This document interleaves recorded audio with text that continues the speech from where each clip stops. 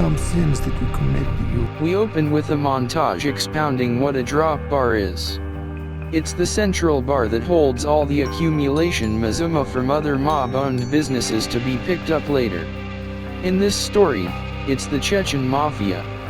The drop bar location always changes. Bob Sajanowski, Tom Hardy, is a bartender at neighborhood bar in Brooklyn called Cousin Marv's. A group of old-timers toast to a kid, Richie, who died 10 years ago.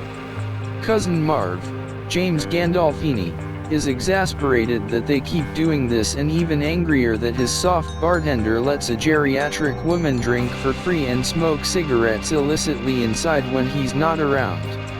Peregrinating home, Bob finds a whimpering pit bull inside a garbage can. Nadia, Numirapace, wants to ken who's snooping around her trash. She emerges and visually perceives that the canine is deplorably injured. She accedes to avail Bob, but only after she takes a picture of his license and sends it to a few friends. Together they patch up the canine.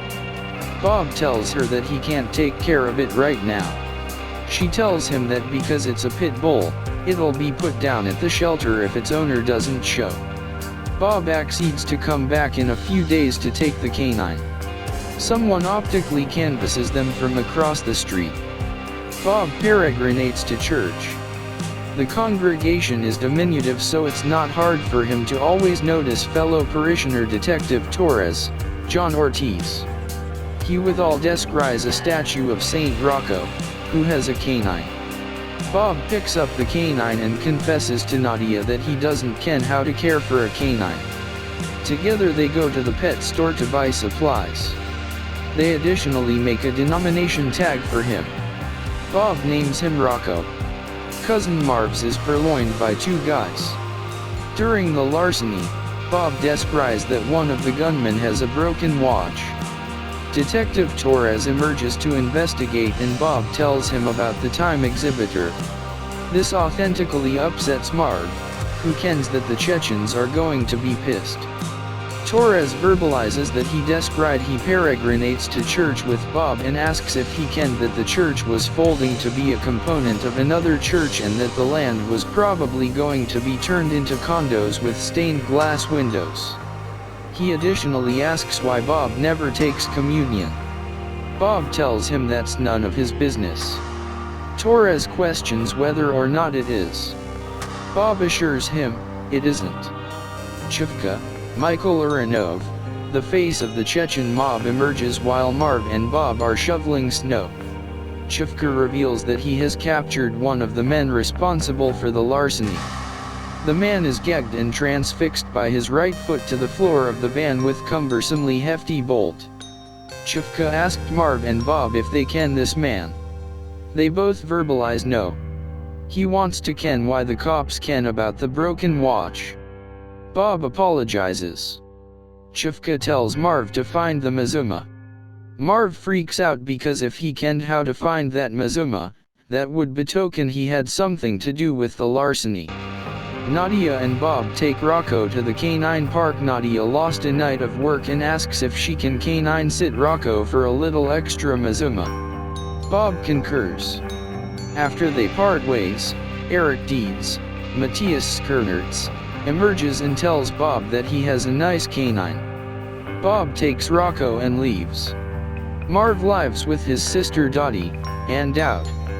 Dottie tells Marv that an amassment agency has been calling because they require to pay for their dad's life support. She suggests maybe it's time to let him go. Marv disaccords vigorously.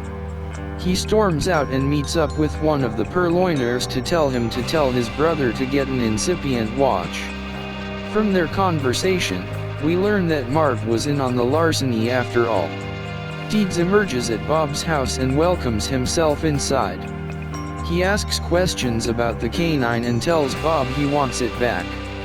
Bob verbalizes he doesn't get to hurt the canine anymore and he should depart. Deeds takes Bob's umbrella and visually perceives himself out. Bob brings Rocco to work with him. Peregrinating into the bar, Marv is seized by a man asking for directions. Marv is freaked because something about the man is suspicious.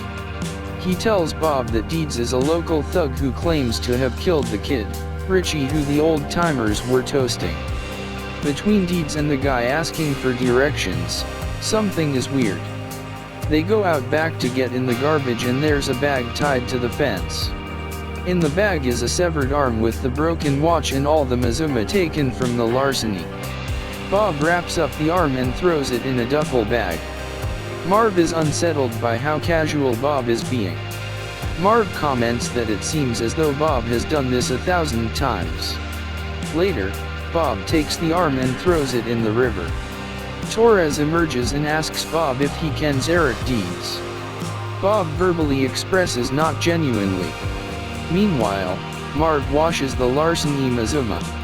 The Chechens emerge and Marv returns the Mazuma. They tell him that his bar will be the drop bar for the night of the Super Bowl. Nadia is a little exasperated that Bob didn't let her ken that he was taking Rocco to work. He apologizes and they have some drinks and get acquainted with each other. She has scars on her neck that she reveals emanate from when she used to have a drug quandary. She expounds that she stabbed herself with a potato peeler. Marv finds the larcenist and tells him to get in the car. The purloiner doesn't optate to because last time he optically discerned his brother was when someone else told him to get in a car. He wants to ascertain Marv doesn't have the trunk lined in plastic. Marv pops it open, it's fine. The purloiner gets in and they go for a ride. Marv tells him that they're going to purloin the place again during the night of the Super Bowl, but the larcenist relucts. The trunk pops open again and Marv tells the guy to get out and slam it shut. When he does, Marv runs him over and kills him. Eric Deeds ceases by and commences asking Bob about Nadia, concretely if she's stabbed herself with a potato peeler lately. Bob asks Nadia how she kens Deeds. She freaks out and storms off. Later she apologizes and confesses that they used to date. She withal admonishes Bob that Deeds is crazy and verbally expresses he killed that kid. Bob verbalizes he auricularly discerned. Bob peregrinates home and calls for Rocco, but there is no answer. He peregrinates to his crate and Rocco is fine, but his umbrella is there additionally. Deeds has been in his house. He goes to ask Deeds to back off and tells him he's not returning the canine. Deeds verbalizes he can retain it for $10,000. Torres gets a cop friend to show him Deeds' psych file. Something in the file catches his interest. Marv meets with Deeds and tells him that Bob is trepidatious of him and verbally expresses that he has a solution where everyone can acquire victory. Marv calls Bob and tells him he won't be into the bar for the Super Bowl. Bob asks if he's orchestrating on doing something desperate that they can't immaculate this time. Marv yells at him and tells him how he used to be feared and revered, but lost that when he lost the bar to the Chechens. He additionally kens it's a slap in his face that Bob lets the geriatric lady sit on his old stool. Bob verbalizes it's just a stool. That's all it is. It doesn't betoken anything. Bob takes $10,000 obnubulated in his basement with him to the bar, along with Rocco, for the Super Bowl. He puts it abaft the bar in juxtaposition of a pistol. Deeds breaks into Nadia's home and coerces her to go to Cousin Marv's bar with him. While he's there, Marv calls him and asks where he is that's so strepitous. Deeds tells him that he's at the bar. Marv admonishes him not to underestimate the very verbally soft and gentle Bob. Marv lines his trunk with plastic and heads to the bar. He parks a block in a moiety away and watches. Different mob guys drop off Mazuma throughout the night. Ineluctably the bar clears except for Deeds and Nadia. Deeds shows Nadia that he has a gun, then he goes outside to smoke. Nadia cries and admonishes Bob that Deeds is orchestrating on shooting him. Deeds comes back in and Bob offers him the Mazuma for the canine. Deeds asks how much for Nadia and verbalizes he'd rather have the Mazuma in the safe. Bob verbally expresses he can't do that and tells him the story of the dead kid. Bob tells the story. Marv had a horrible wagering quandary when he was an impressed shark. A plethora of people owed him Mazuma. The kid was one of those people. But the kid won a bunch of Mazuma at the casino and paid back Marv. But it wasn't enough to cover Marv's debt, so no one could ken that the kid paid anything. Bob found the kid and shot him in the face twice.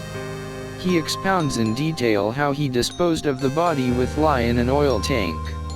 So, verbally expresses Bob, if he, Bob, killed the kid, how is it that Deeds is running around claiming to have done it himself? As Deeds commences to answer, Bob shoots him twice in the face. He tells Nadia that she is safe now and she can go. She can't believe that he trusts her to not tell anyone of the shooting.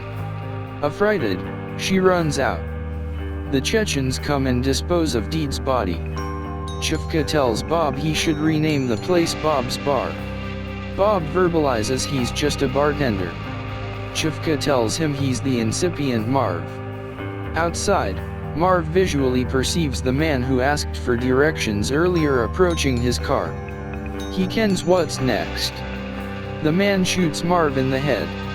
Torres comes to investigate. Marv is dead and Deeds is missing. Bob isn't surprised because that's the kind of neighborhood it is. Torres tells him that the church was in fact bought for housing development and asks if he'll visually perceive Bob at the closing. Bob verbally expresses he'll be there. Torres is about to ambulate away, but comes back and verbally expresses that Deeds couldn't have killed the kid because he was in the psych ward at the time. He commences to depart, and then he steps back, leans into Bob's auditory perceiver, and in a whisper asks, I bet no one ever optically discerns you peregrinated. Do they? Bob takes Rocco to Nadia's home so Bob can apologize for that night at the bar. In her front yard, he explicates that's not genuinely who he is anymore. He asks if they can hang out. She's thoughtful for a moment, and then verbalizes, let me get my jacket.